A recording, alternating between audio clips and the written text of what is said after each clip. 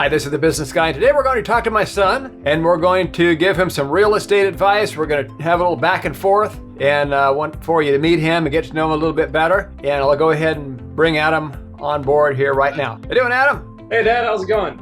Oh, doing fantastic. So we're going to talk about a few things. So where are you living now? So right now I'm living in a home that I bought back in 2021, beginning of 2021. So I've been here for about 2.5 years. And I was looking to call you to see how I can structure it to set it up as rental. Okay, so Adam grew up in California, and I moved from California to Florida about 10 years ago almost. So now we're talking on each side of the country. So Adam has some questions. Say again when you bought the property? So I bought the property back in January of 2021. Okay. How much was it? It was $975,000. Okay, $975,000. And it is, what's it worth now? Approximately 1.5 to 1.55 million. Good. How long ago was that, did you say? How many years ago? It's about 2.5 years. 2.5 years ago. Great. Very good. So you've really increased the equity, and if you sell it, and you said you have it for sale right now, right? I do have it for sale right now. Okay. So I guess you're saying that either somebody's going to buy it or you're going to rent it out. Yes. So right in the event that I turn it into a rental, which is likely, I wanted to rent it out. Okay. So right now, so right now, since I know about the property, you have it set up as a duplex. So you have like 3 bedrooms on one side and 2 bedrooms on the other, right? Yes, correct. So right now it's 2 bedrooms on one side, 3 bedrooms on the other, and I have one of them rented out as a 30-day Airbnb. Great. And I'm living in the other one. Okay, yeah. And you've actually made some nice improvements on the property as well. Yes, it looks much better than the state that I bought it in. Okay, so lately you said you're leaning more toward keeping it as a rental property. Right now you're living in one side and you're renting out the other, but you're talking about moving out and renting out both sides, is just having it as a total investment, not a personal residence anymore, right? That is correct. Yeah, so you're going to ask me how to structure this, and this is like a typical call that we'd have with a client. And so go ahead and ask what questions that you have about how to keep it as a rental and how to best own it. Yes, so before I get renters long-term, I want to structure it in a way that I can protect myself in the event that there's some issue with the tenant, or in the event that I'm sued, something completely unrelated to the property. I want to structure it in a way where I have an LLC that's a beneficiary of the land trust. So I wanted to see how I can go about doing that. And if we could do this real time, if you could send me, send to my email the paperwork that needs to be done and just tell me exactly how to do that, that would be great. So what we do in this case, if you want to have it as a rental, right now it's in your name, we put the property into a land trust because it has a mortgage on it. I know that information. You have an existing mortgage on it. So if you transfer it straight to an LLC, there's a possibility that the lender can call the loan due, called a due on sale clause in most mortgages today. So instead of transferring it directly to an LLC, which is good for legal protection if you're not going to live there, then transferring it to a land trust. The Garn St. Germain Depository Institutions Act of 1982 says you can transfer property if it's between 1 and 4 dwelling units. So single family home, duplex, triplex, fourplex. You can transfer it to this particular type of trust without the lender being able to call the loan due. So what we can do is put it into a land trust. So then on a separate piece of paper, we can make the beneficiary of the land trust an LLC. So when the lender comes knocking and they want to see the trust, you show them the trust with you as the beneficiary. If a lawsuit comes knocking, you show them the land trust plus the assignment of beneficial interest to show that you've assigned the ownership to an LLC. So that way you have the protection from the due on sale clause, and you also have the LLC protection in case there's a lawsuit. Yeah, third thing we do, we call it equity stripping. Now, there's an exterior lawsuit, say against you personally, or there's a lawsuit on the property. It can come from either direction of the brick wall. Now the LLC becomes a brick wall, right? So if there's a lawsuit in the property, by having it in an LLC, the LLC can act as a barrier to protect you from getting into a lawsuit personally, right? There's a lawsuit in the property. So the LLC acts as a brick wall. But the equity in the property is also vulnerable to being seized with that inside the LLC lawsuit, right? and you have a lot of equity there. So what we do as a next step is we do what's called equity stripping. And what we do there, it's a two-step process. Usually we only need to employ the first step. So we set up typically an LLC in Wyoming with a virtual office in Wyoming, address, phone number, and also a nominee officer, in this case, a nominee manager of an LLC. We take that LLC in Wyoming and we record an equity line of credit mortgage against the property. So there's no money changing hands, but to the outside person looking in, it looks like the property is totally mortgaged to the hilt. But it's an equity line of credit, so you're not actually transferring money from the company to you or vice versa, okay? I see. So that's a way to protect the equity. Then, if the bad thing happens and they sue and they get a judgment and they start asking you about this mortgage, who owns the company, then what we do at that point is we have a third-party lender that can come in and purchase that mortgage and then put the proceeds of that mortgage into an international asset protection trust. So that way, the judge sees that the mortgage was now purchased by a true third-party lender, and that you receive the proceeds in your offshore trust. Okay, see how that works? Yes, yeah, I see how that works. So the step two, getting the third-party lender involved to purchase the mortgage and put the proceeds in your international trust, is not something we have to do right away. Okay. So there's inside protection, there's outside protection, and then there's protection of the equity inside the LLC itself. That's how we do it. Okay, got it. So there's three portions. It would be the LLC, the land trust, and the line of credit from Wyoming. Right. Protection equity. Yeah. Yep. Got it. That's how we do it. Yeah. Yep. Okay. And so now, if it was just the Wyoming LLC and they start questioning, well, who owns this company and are you associated with it? Then in that case, that's when we want to get the third-party lender involved.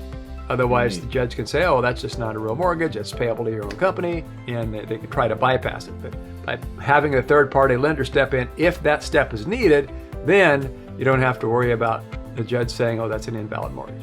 Okay, interesting. So now that my home is under a land trust with the LLC as the beneficiary, how can I set up, is there a specific way that I need to set up the lease terms in order to protect myself in the event that a tenant has an injury or possibly environmental factors that they claim was caused by the property? Okay, so let's say you have a third-party property manager. Now keep in mind that most property management companies aren't property management companies. They are property mismanagement companies, right? Because they don't have skin in the game, and your interests are not necessarily aligned with theirs. So most property managers aren't good property managers, right?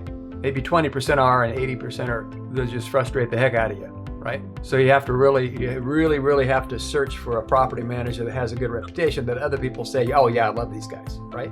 Because most property managers are a nightmare, right? So you really have to vet your property manager. So let's say you have a property manager managing the property, and the tenant makes a check to the property manager. Okay, that's their company. They don't have any ownership, right? So they're just getting the check from the tenant, and they keep their piece and they give you the rest, right? That's how that works, typically. Or let's say you have your own management company, which is this LLC we set up for you. It's the beneficiary of the land trust. And it collects the rent, okay? That's how we do it. Okay, got it. And well, with that being the case, it's structured like that, can I still have an actual property manager after vetting them and making sure that they're going to be doing a good job? Sure, yeah. Okay, got it. That way, so I can structure it like, how would I structure it like that if I have a property manager? Well, in that case, it depends. And there are property managers that receive the rent directly, or there are property managers that you receive the rent and you pay them their piece. Typically, it's the first way. The property manager receives the rent and they give you, say if they charge a 10% per month fee, they send you the 90% and they keep their 10%. And the tenant makes the checks payable to them directly. That's usually how it is. Got it. So is there any benefit to structuring it in the second way, where I'm the property management company and I give them their piece, versus the other way you're describing, where they get it first and then I get my portion after they are paid? Well, usually the property management company decides, this is how we work. We collect the rent, we'll give you your piece. Right? Got it. That's almost always how it is. Okay, sounds good. So now there's other things to consider. There's the insurance, right? So the insurance company gladly receives your monthly or quarterly payment, the liability insurance. They gladly receive it, right? But When it comes time to pay out, that's when they scrutinize. Let's look at page 37 of the policy, and it says we don't have to pay if you do such and such. One of those things is if you transfer the title. So if you transfer the title into a land trust, they may want to see a copy of that land trust, that's fine. And they need to know now they're insuring the property titled to the land trust instead of titled to you. So you want to make sure to inform them that you put the property into a land trust. Okay, got it. So they need proof of, because essentially with an LLC, you are changing the ownership, and LLC is essentially a new person. So the insurance company needs to see that a new entity owns the property before actually renting it out and getting tenants, correct? Right, yeah. So it's very common for people to put property into trust, like especially a living trust. Very common. The insurance company needs to be informed of that, because if there's a fire or some kind of liability, they'll say, oh, well, we're not insuring this trust, we were insuring you, and now that it's owned in this trust, we don't have to pay anything. So that's the kind of malarkey that the insurance company will try to pull at payout time. That's why you want to preempt that by informing them and getting that in writing from them. Okay, got it. Sounds good. So then what's the next step in getting this structured the way I need to get it structured before getting tenants? Okay. The next step is we send you a questionnaire that you fill out so we can draft the land trust for you.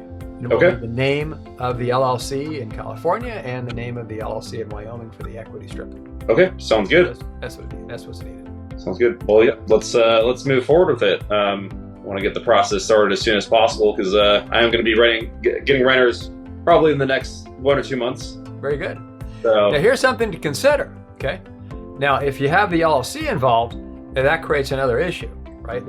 Possibly. A single member LLC may be less of an issue because there's the IRS sees that as you and the LLC are one and the same. But what could possibly happen is that if you want to sell it, and as you know, if you lived in the property for 2 years or more, you get to sell it. You don't have to pay tax on the first $250,000. That's the current rules. First $250,000 of profit for a single person, $500,000 for a married couple, right? You know that already. yes. So if the property is transferred into a land trust, that still counts. If there's an LLC associated with the property, that may be an issue with being able to not pay taxes on a personal residence that you've lived in for at least a couple of years. I see. So if you plan on selling it within 2 years, we wouldn't involve the LLC, only the land trust. If you don't plan on selling it within 2 years, then the LLC should be involved. An alternative way to do it is to do the land trust now, and then after 2 years have passed, if you haven't sold it, and then we can involve the LLC. I see. Yeah, in my case, I've been here for over 2 years. I would qualify for that anyway, so I'm going to be going ahead with structuring with the LLC. Yeah, and with the LLC, involving the LLC may nullify that altogether, right? So involving the LLC may nullify the personal residence homeownership tax exemption when you sell. I see. So if you're sure you're going to keep the property for several more years, then LLC is fine. If you're not sure if you might sell it in a certain period of time, then don't involve the LLC, just the land trust. Even after you've already been there for 2 years? Yes. Really? Okay. Yeah, because involving LLC could change that status because you no longer own it. It's in an LLC. I see. A single member LLC, since it's a disregarded for tax purposes, may still get away with it. But that's just one thing to keep in mind. And that's something that you want to check with the CPA on. Okay, sounds good. So in my case, if I'm possibly going to sell it in the next 5 years or so, would it be wise to get the LLC or to just leave it in a land trust? I'm thinking leaving it in a land trust unless the CPA tells you otherwise. Okay, got it. See, that's some really good information, because I think a lot of people wouldn't know that, and then they might go to sell their house years down the line and say, wait, no, I wasn't supposed to pay $250,000 on this, or they're married $500,000 on this capital gains, and right. That'd be a terrible thing if someone didn't know that and they structured it in a way that wasn't in their best interest. True, and that's why when we set up asset protection structures having to do with real estate, what we do is we'll typically put every property, if it's a residential property, between 1 and 4 units. We'll put each of those properties into a separate land trust for privacy of ownership, and we'll have an LLC that will assign as the beneficiary of each land trust, except for the personal residence. We'll just put the personal residence into a land trust without an associated LLC, so it doesn't kill the tax benefits. So in that case, I would be the beneficiary of the LLC, of the land trust still, So in that case, when I'm structuring a lease, and because my thoughts are, if it's under an LLC, then I say, say the wording in the lease is who would be put as a lessor. In that case, could I still put myself as a lessor, or Well, would that be? that'd be the tenant that'd be the tenant as a lessor and you as the lessee. Yes. Okay. So, So when I put myself as a lessee, is that something that's okay in terms of protecting my assets now that there's no LLC involved, or can I put a trust as a lessee? Because I would prefer to keep my name off the lease if possible. Well, that's fine. So just like you can hire a third-party management company to manage the property, that third-party management company can be an LLC that you own that has nothing to do with the ownership of the property. Okay, got it. So we can set up an LLC that you own. It has no title to the property, no ownership whatsoever, and that's fine. Just like if you hired a third-party management company to collect the bill that has no ownership. Okay, so in that case, should I put my house in a land trust, set up an LLC for the purposes of putting that on the lease? Would that be the proper way to? And what we'll commonly do is, so it goes, if somebody has several rental properties, we'll do rental property, rental property, rental property, rental property, and a land trust owns each one. An LLC is the beneficiary of each land trust. Land trusts don't provide lawsuit protection, they provide privacy of ownership, okay? And it's also a means of transferring property into a tool that we can use that the lender cannot call the loan due, as long as you own the property before and you're the beneficiary of that trust. And on a separate piece of paper, we'll typically assign the beneficial interest to an LLC, separate from the trust. Okay, separate piece of paper. So once that's done, we'll set up one company to collect all the rents for all the properties. So if somebody has multiple properties, you don't have to have 17 properties and then 17 LLC bank accounts. That would just be a hassle, right? So what we'll do is we'll set up one central management company that you own that collects the rent on all these properties. Now they're each owned by separate land trusts. The beneficiary of each land trust is a separate LLC, but why have bank accounts for all these LLCs? That would just be a paperwork nightmare, right? Or an accounting nightmare. So we have one central management company that collects the rents on all the properties. That's how we do it. Okay, sounds good. Well, yeah, I think that really clarifies how I need to structure my property in order to properly protect my assets. Yeah, if you can send me the info I need to get started, that'd be great. Very good. All right. Thank you very much, Dad. All right. Talk again soon.